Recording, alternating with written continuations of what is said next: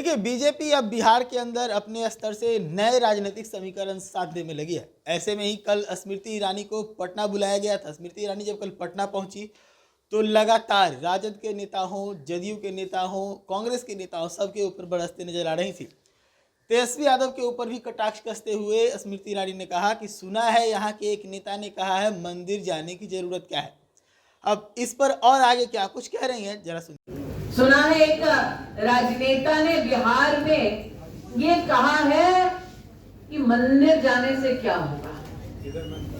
हम भारतीय जनता पार्टी के कार्यकर्ता इस बात का गौरव करते हैं कि मंदिर चाहे लोकतंत्र का हो या प्रभु राम का, सेवा देने में प्रधान सेवक ने आज तक कोई कोताही नहीं की, कोई चूक नहीं की।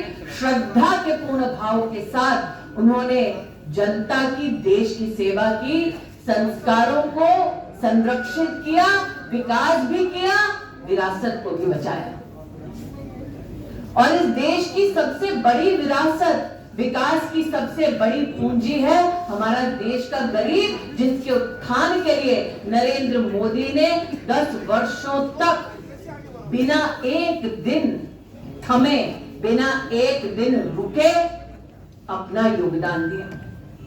इसलिए आज भारतीय जनता पार्टी के कार्यकर्ता विशेष रूप से आनंदित हैं ये कहते हुए कि साल 2015 से लेकर 2021 का आंकड़ा कोई अगर उठाकर देख ले, 13 करोड़ 50 लाख भारतीयों को गरीबी से उबार कर राष्ट्र में विकास के पथ पर ले जाने वाली एक ही पार्टी है भारतीय जनता पार्टी, और एक ही नेता है नरेंद्र दामोदर दास मोदी। और ये विकास क्या है गरीब के लिए? हाल ही में आपने प्रधानमंत्री जी को अयोध्या की पुण्य नगरी में एक बहन के घर चाय पीते देखा। 10 करोड़वीं उज्ज्वला की लाभार्थी। हमारे देश में कभी एक कल्पना नहीं थी कि गरीब की रसोई से धुआं छटेगा। अटल जी कहते थे अंधेरा हटेगा, कमल खिलेगा, और खिला ऐसा कि अंधेरा भी हटा और धुआं भी छटा। किसी ने कल्पना नहीं की कि 10 करोड़ गरीब परिवारों को गैस का सिलेंडर मुहैया कराया जाएगा, और उज्ज्वला 2 में तो गैस के सिलेंडर के साथ साथ चूल्हे की व्यवस्था भी भारत सरकार करती है। ये चिंता कभी नहीं की गई इस देश में। ये चिंता करने वाला एक गरीब माँ का बेटा, जिसने अपनी माँ को गरीबी में संघर्ष करते देखा, उस गरीब माँ के बेटे ने संकल्प लिया कि कोई भी गरीब परिवार इस संघर्ष से और नहीं गुजरेगा।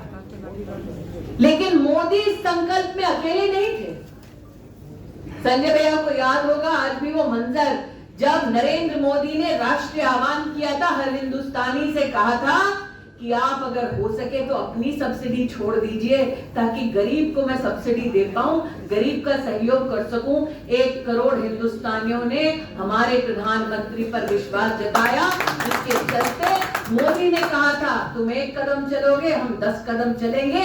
1 करोड़ लोगों ने अपनी सब्सिडी छोड़ी, 10 करोड़ गरीब परिवारों को उज्ज्वला की सौगात मिली।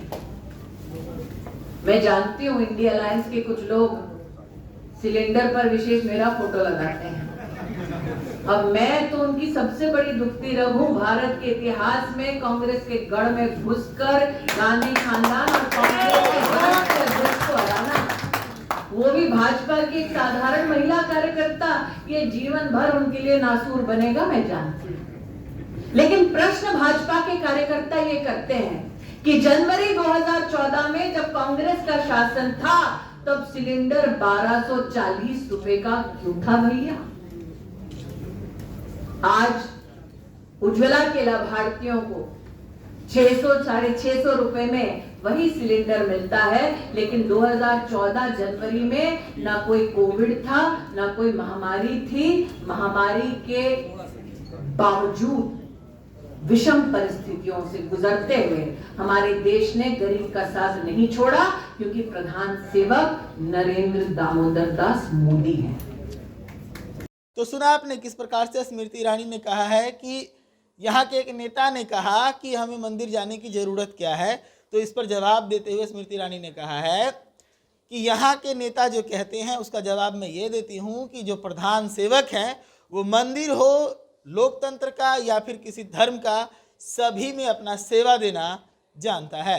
ऐसे ही तमाम खबरों के लिए जुड़े रहिएगा HD न्यूज़ के साथ। धन्यवाद।